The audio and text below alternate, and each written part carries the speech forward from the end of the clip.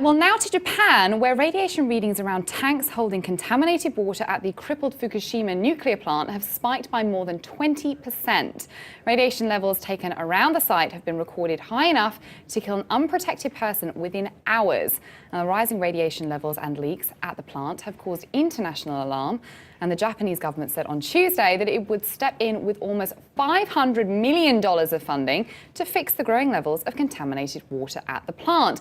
And now there are new fears in the US that an ocean current called the North Pacific Gyre is bringing contaminated Japanese water to the west coast of the US. Now, this graphic shows the projected dispersion of contamination from Japan, and scientists have said that contamination tends to be carried by a southward current and gets largely diluted as it spreads into the sea, but not everyone is convinced. Well, joining me now to discuss all of this is Tim Mousseau, Professor of Biological Sciences at the University of South Carolina. Thanks so much for joining me, Tim.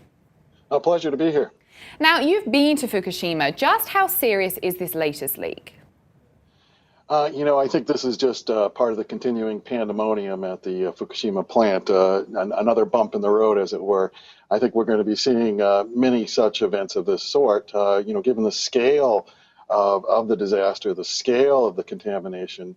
I think this is just, one of many technological issues and engineering problems that are going to have to be solved. If you look at Chernobyl, which happened 27 years ago, they still haven't contained the problems in Chernobyl, even 27 years later. So, I think this is just the very beginning. Yeah, and I mean, Tim, we've heard a lot about political ramifications. We mentioned Chernobyl. Obviously, it was something that was in the wings and the minds of people when this happened. Let's go back to the people on the ground, like local fishermen, for instance. How much are they still feeling the effects on this disaster that took place, lest we forget, 2 years ago? Well, of course, the fishery off the coast of Fukushima has been closed pretty much for almost everything. The fishermen had been hoping that the leakage through the groundwater off the coast would have been contained by this point so that they could get back to some level of fishing, at least for the species that don't seem to be affected. But that's just not been the case. The leaks continue, and there's no end in sight, really. I mean, when you say no end in sight, can we just sort of get a ballpark? I mean, how much is this really damaging livelihoods of people that have been suffering as a result of this disaster? Do we have any kind of sense of how it's affected fishermen, their families, the local people? Well, again, the entire fishery up and down the coast in this area has been shut down. So I can't give you any numbers on the impact, the economic impact, but it's got to be very large. This was a very productive fishing area before the disaster, and that's been shut down. And of course, tens of thousands of people have been relocated and moved out of the area surrounding the plant. And there had been this thought, this hope that they could return following all the remediation efforts that have been going on for the last 2 years. But it's very clear that the areas of highest contamination will not be re-inhabitable for many years, probably a generation or two, as we've seen in Chernobyl. And so they're just not prepared for this scenario at this point.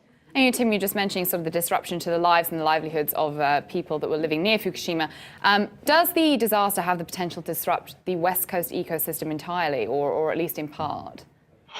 Well, at this point, it's a huge unknown. We're learning. The one positive thing we can say is that we're learning an awful lot about ocean currents at this point, because as there's a fair bit of effort going into tracking the dispersal of these contaminants through the ocean. There's suggestions that there may be pockets of high contamination that actually get carried relatively intact across the ocean, and so these have the potential to lead to some contamination. We just don't know. And one thing I wanted to make the point is that there's been relatively little investment into the basic science, into the basic research concerning the impacts on the local ecosystems, both on the terrestrial side and on the marine side. They're investing millions of dollars into these failed attempts at containing the contamination, but almost nothing is going into the basic research at this point. Yeah, and you were sort of mentioning that, Tim. I want to get to that point in a second. First of all, in terms of the vast distance of the ocean itself, is that going to be able to dilute some of this contaminated water that you just mentioned, or is it really sort of too dense now that there's no amount of water would be able to dilute it to a point where it would be remotely less harmful? Well, I think the issue of harmful is much more complicated. I think, given the vast amounts of materials that were released, I think there will be measurable amounts of the radioactive cesium hitting the West Coast, blanketing the West Coast for some time to come. But whether or not that represents a harmful dose is again remains to be seen. There's just been very little research done on the long-term impacts of these kinds of contaminants. Clearly, most of the material will be diluted to a level that will have minimal impacts, even if it is measurable. But it remains to be seen whether there will be pockets of more concentrated water being deposited in areas where there might be some measurable biological impact.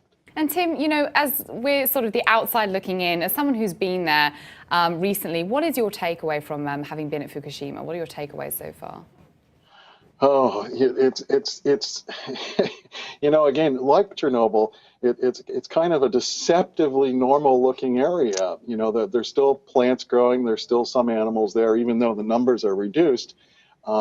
To the untrained eye, it looks deceptively pristine, especially now that there are no people in these areas. And this is the wrong message, of course. When you actually do the research and count the animals, count the birds, you see that there are large impacts. When you look at the genetic effects, there are large impacts. And so, again, it's really an eerie, kind of surreal place to be, given the absence of people in this apparently normal-looking environment, when underneath this, that there are large impacts that will have evolutionary and ecological consequences for generations to come. Well, Tim Masseau, the Professor of Biological Sciences at the University of South Carolina, thanks so much for joining me today. Thanks for inviting me.